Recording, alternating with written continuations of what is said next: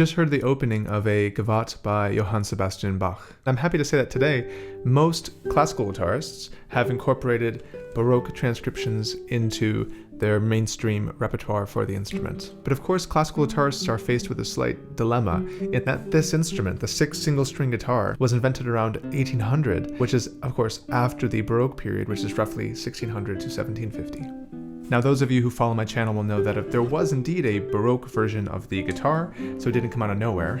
There was a guitar in the Baroque period. This is it.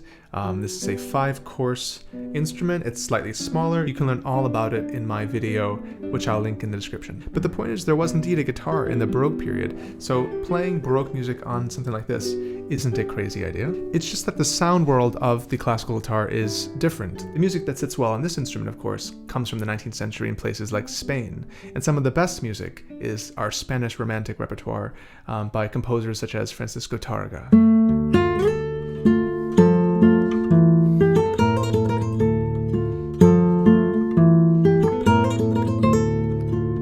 Very romantic indeed.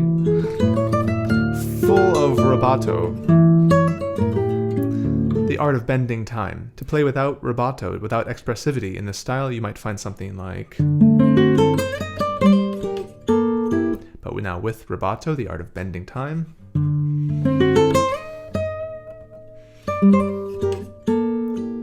And of course, in this style, this is what it means to be beautiful. There's so many nice, beautiful portamenti or glissandi, these slides, which are very vocal. They sound like singing.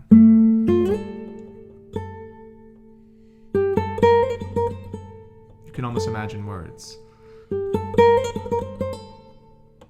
And that is indeed the goal. This is all part of the style and what it means to play with a 19th century aesthetic, to play musically in the 19th century. But now to come back to where we started today with that nice gavotte. When we play Baroque music, which is a completely different style than the 19th century Spanish Romantic style, we have to adopt a new paradigm of what it means to be expressive within the norms of that style. But since guitarists are trained in that 19th century Romantic style, often when they come to Baroque music, their instinct, their musical instinct, which they've really worked hard for, is to play quote-unquote musically, which means in a Romantic style. So then what you get is something like Bach, but played by Tárrega.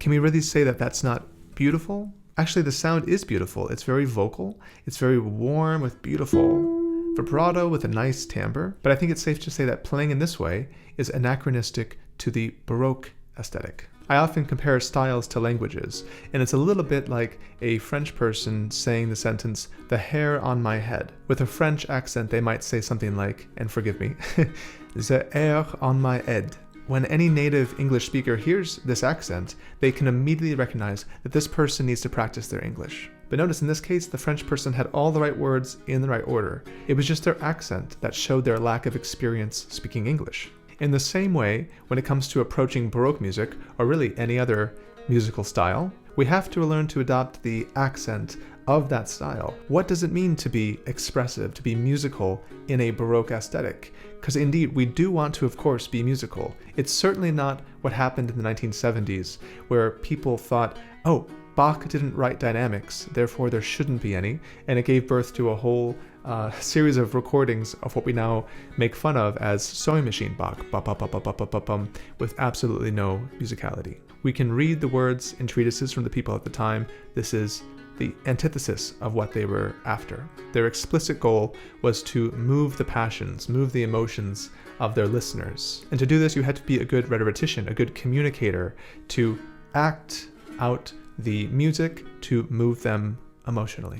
Now back to some music. If I'm saying that this sort of 19th century version of Bach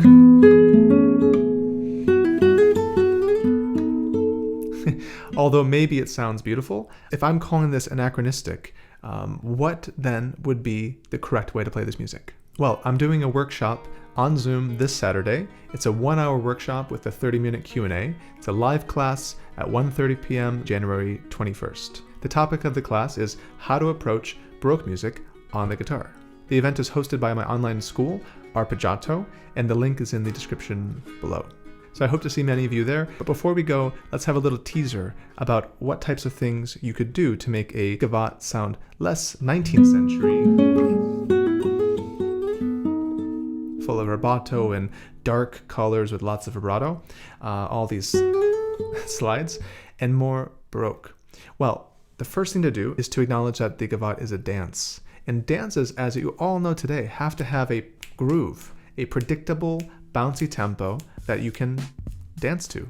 And there were many types of dances in the Baroque period. The gavotte is just one of them. It's generally a moderate to lively dance with some hoppy steps. So there's kind of a hoppy feel to it. And the feeling is 3-4-1, 3-4-1, kind of a hoppy feeling. So just knowing that already rules out this very free romantic rubato that I was using a la Taraga. Then there are other things we'll talk about in the workshop, things like ornamentation. So when you see notes on the page, just because you see those notes, it doesn't mean they're the only notes you can play. Very often you're meant to add, embellish, elaborate upon what is written with things like mordents, trills, and appoggiaturos. So let's hear that gavotte again now, but in a Baroque style.